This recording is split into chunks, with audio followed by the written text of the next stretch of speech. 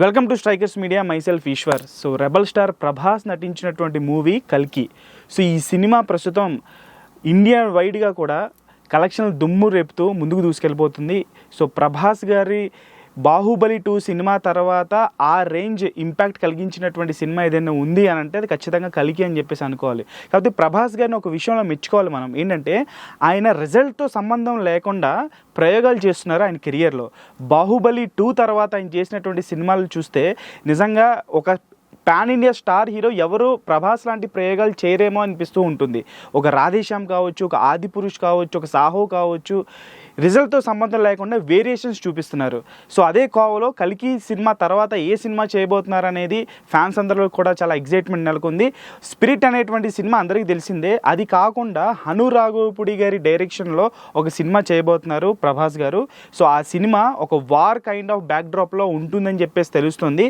అయితే ఈ సినిమాలో ఉన్నటువంటి స్పెషాలిటీ ఏంటంటే ఇప్పటి వరకు ప్రభాస్ గారు ఒక ఫ్రీడమ్ ఫైటర్ రోల్లో కనిపించలేదు ఫుల్ ఫ్లెజ్డ్గా.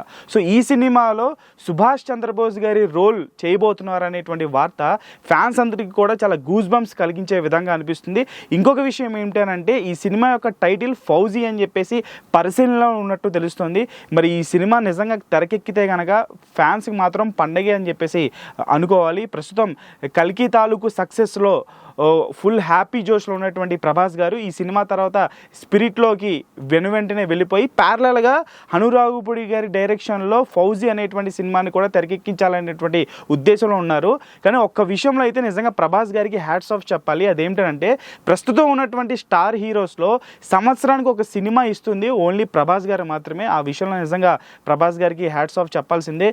స్పిరిట్, దీని తర్వాత ఫౌజీ, అసలు వేరియేషన్స్గా బాప్లాగా మారిపోతున్నారు మన ప్రభాస్ గారు.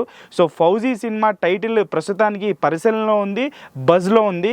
మరి అది అఫీషియలా కాదనేది మాత్రం మేకర్స్ మాత్రమే తెలియజేయగలరు.